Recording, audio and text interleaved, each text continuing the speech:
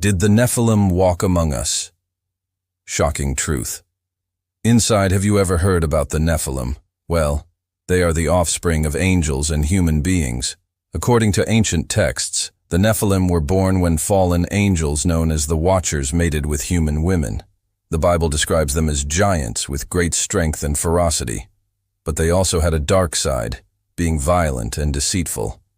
In this video, we will look at some shocking truths about the Nephilim that may surprise you. So grab your popcorn and get ready for an eye-opening journey into the world of angels and demons. Also, please like this video and subscribe so you can be notified whenever we upload a new video. Now let's begin. Who are the Nephilim? The term Nephilim is mentioned several times in the Hebrew Bible, specifically in Genesis 6:4, where it states that the Nephilim were on the earth in those days, and also giants, the offspring of the sons of heaven and the daughters of men, and that they were the mighty men who were of old, men of renown. This passage has been interpreted in different ways throughout history. Some believe that the Nephilim were the result of a literal union between angels and humans, while others see it as a metaphor for the corruption and wickedness of humanity. In the Book of Enoch, an ancient text not included in the Bible, the Nephilim are described in more detail. It says that the Watchers, led by a being named Semyaza, rebelled against God and chose to mate with human women. As a result, they produced giant babies who grew to be 30 cubits tall, about 9 meters. The Book of Enoch also describes the Nephilim as violent and warlike, causing them to be killed in battle with the sons of God, the fallen angels. Later, the rabbis, Jewish religious leaders, identified the Nephilim with the giants mentioned in Deuteronomy 2:20 and 3:11, referring to an unnamed race of giants that inhabited Canaan before the Israelites conquered it. According to them, these giants were the descendants of Anak, the son of Seth and grandson of Adam and Eve. It is also important to note that the Nephilim are mentioned in other ancient texts outside the Bible, such as the Dead Sea Scrolls and the writings of Josephus Flavius. In these texts, they are often referred to as giants or men of stature, suggesting that their physical size was a defining characteristic. Who are the Watchers? The Watchers were a group of fallen angels who, according to Jewish and Christian tradition, rebelled against God and brought sin and corruption into the world. They are mentioned in the Book of Enoch, an ancient text written in the 3rd century BC, which provides more details about their origins and actions. According to the Book of Enoch, the Watchers were originally good and righteous angels created by God to watch over humanity and guide them towards righteousness. However, they became envious of human beings and decided to abandon their heavenly duties and rebel against God. As a result, they left their posts and came down to earth, where they mated with human women and produced children called the Nephilim. Among the Watchers, there was a leader named Azazel, who is also mentioned in the Bible as one of the fallen angels who corrupted humanity. According to the Book of Enoch, Azazel taught humans how to make swords, shields, and breastplates, as well as how to use bows and arrows. He also showed them how to make makeup, perfume, and clothing, as well as how to use magic and sorcery. By teaching humans these skills, Azazel caused them to stray from the path of righteousness and become wicked and corrupt. The Watchers, led by Azazel, are also blamed for the sins of Sodom and Gomorrah, as stated in the Book of Enoch. They are depicted as lustful and immoral beings who corrupted the inhabitants of these cities and caused their destruction. Other fallen angels. Aside from Azazel, there are other fallen angels mentioned in the Bible and other ancient texts who have been associated with the Nephilim.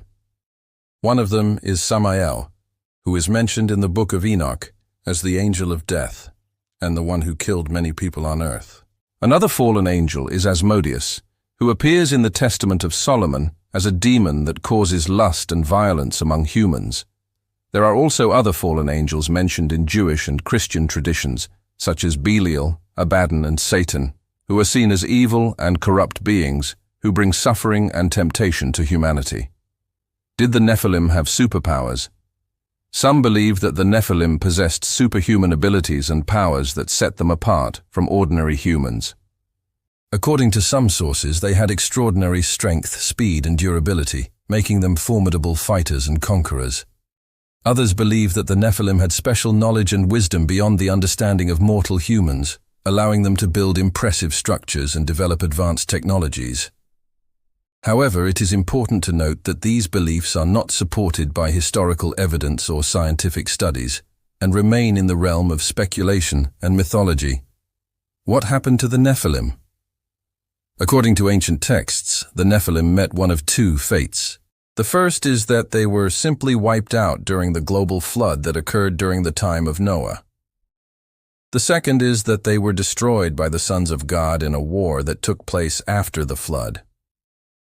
Some believe that the Nephilim survived the flood and lived among humans in secret, passing down their bloodline through hidden lineages. These individuals, known as the hidden race, are said to possess unique traits and abilities that set them apart from ordinary humans. However, it is important to note that there is no concrete evidence to support these claims, and they remain a subject of speculation and debate among those interested in the Nephilim and ancient texts. Similarities between the Nephilim and the giants described in other cultures. The concept of giants and superhuman beings is present in many cultures around the world. Some believe that the Nephilim described in the Bible may have similarities to giants described in other cultures, such as the Jomon and the Philistines. For example, the Jomon are a mysterious race of ancient giants whose existence is said to date back to the Paleolithic era. They are believed to have lived in Japan and to have been taller and stronger than modern humans. The biblical Nephilim are also said to have been giants, and some believe that these two groups may be related. Similarly, the Philistines are another ancient people who are described as being tall and strong. They are mentioned in the Old Testament as one of the enemies of the Israelites, and some believe that they may have been related to the biblical Nephilim. However, it is important to note that these are only theories, and there is no conclusive evidence to prove or disprove these claims.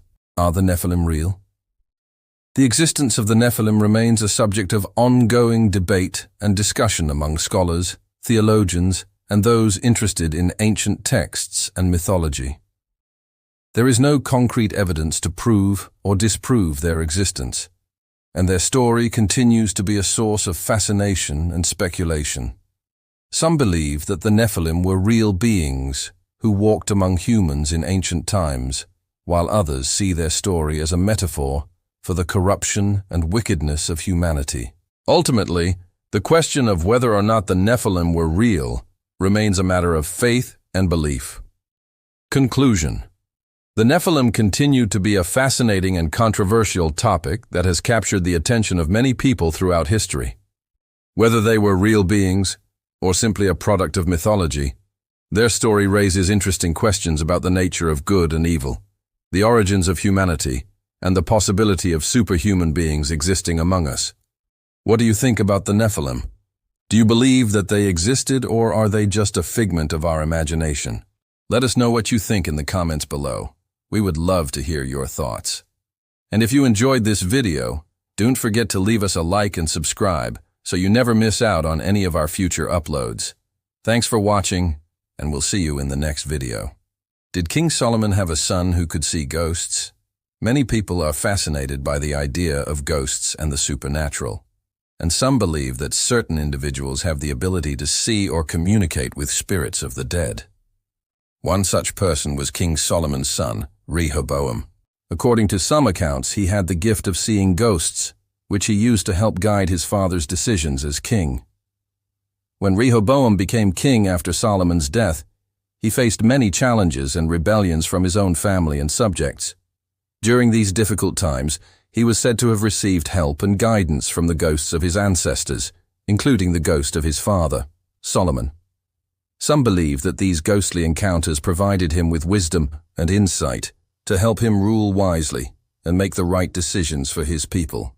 However, there are also stories of Rehoboam's son, Abijah, who is said to have been visited by the ghost of Shemaiah, one of Solomon's servants. In this story, the ghost appears to Abijah and tells him that God is angry with Israel and will punish them for their sins. Despite this warning, Abijah does not seem to take any action to prevent the coming judgment. Whether these stories are true or simply legends, they offer an interesting perspective on the belief in ghosts and the supernatural during the time of the kings of Israel. These stories also raise questions about the nature of communication with the dead and the possibility of receiving guidance and warnings from spirits. Thank you for watching. See you next time.